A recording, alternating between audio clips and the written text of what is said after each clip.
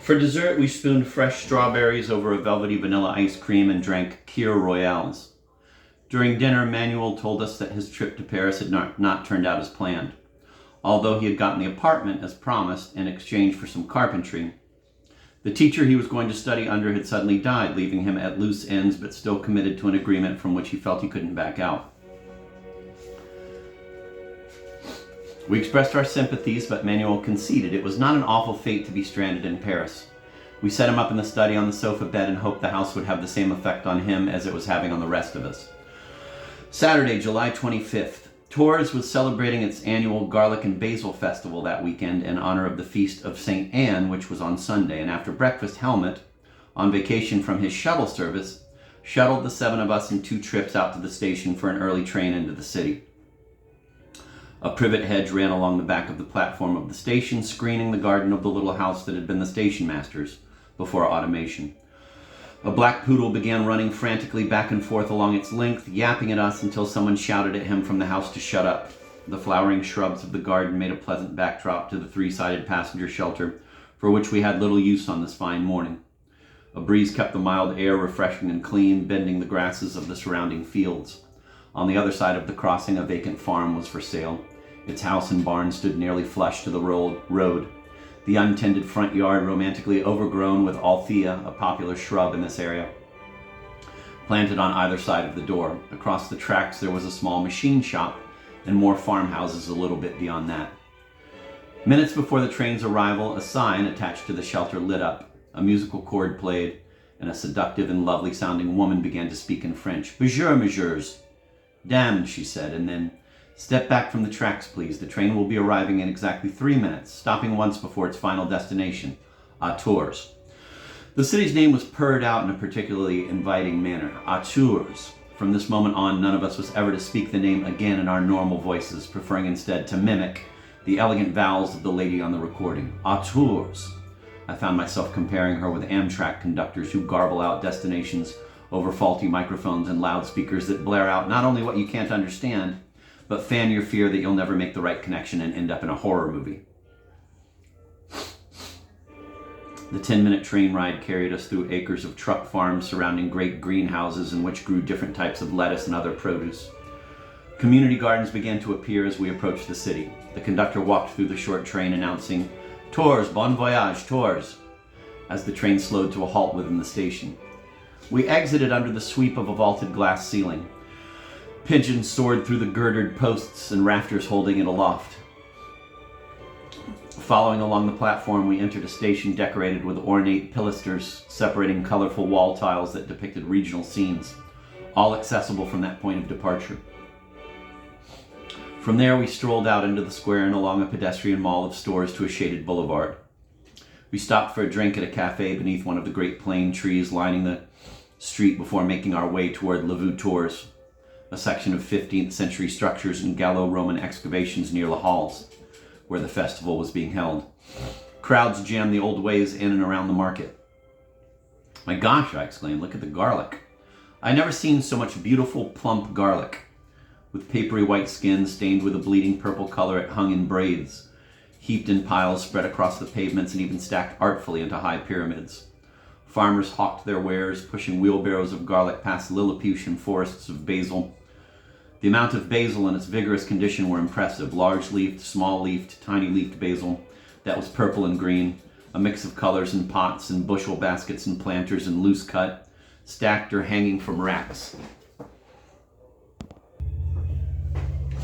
A procession made its way through the narrow streets, led by a magician. There were jugglers in medieval costumes, musicians blowing shrill clarions and beating on drums, followed by people costumed in rags, the women clutching baby-like bundles to their hearts, their faces made up with the mark of the plague. At one corner, a man selling toys bonged passerby on the head with a long plastic mallet that squeaked when it hit, and in the little while that we watched, men and women, children and adults, young and old, all laughed good-naturedly at the indignity of his assault. At 1 o'clock, we stopped at the cafe across from La Halle's, where we had eaten on our first visit into Tours. Still mindful of her recent malaise, Mona begrudgingly ordered tea with a little bun and some butter. Jacques ate a sandwich hamon, and the rest of us had tomato, basil, and fresh mozzarella salads with a brioche.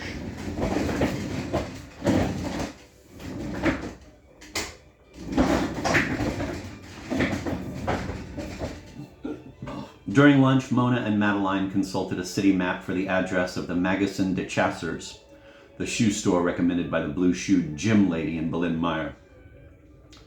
Letty had resolved to pick up the copper pot she had held in reserve at the antiquities shop, and hoping the little gray dishes I had admired would still be there, I invited myself to join her. After we settled up the check, we headed out, agreeing to meet at the station for the late afternoon train. We left Jack, Helmut, and Manuel sitting under the umbrella, enjoying another glass of wine and that quintessential French pleasure, people watching from a sidewalk cafe. The little gray dishes I was delighted to find had not been sold since we were last at the antiquities. I spent the rest of the afternoon with Letty, lugging the copper pots and my dishes through numerous drapery material and linen stores from which she purchased nothing. By 6, we were making our way back through the crowds and reuniting with the rest of the party at the station. We boarded the 6:30 train for our short ride home to 7 Years.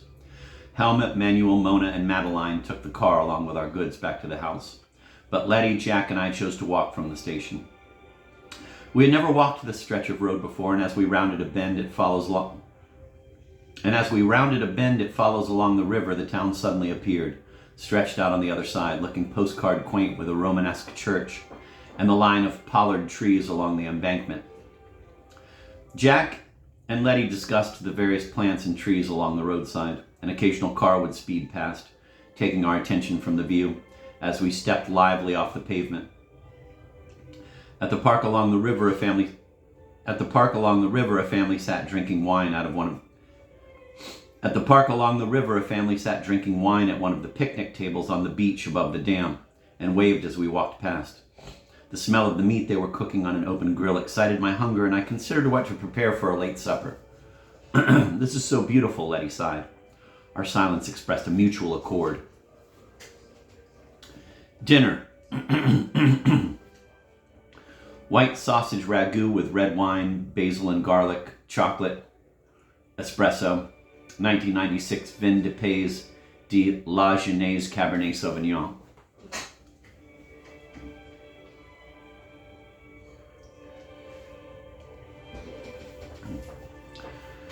There were a few white sausages that I cut into 1-inch pieces and then put into a pot that was heating with a little olive oil. As the sausages began to brown, I added about a half cup of tomato extract paste and stirred it over the heat so that the paste and the sausages browned together.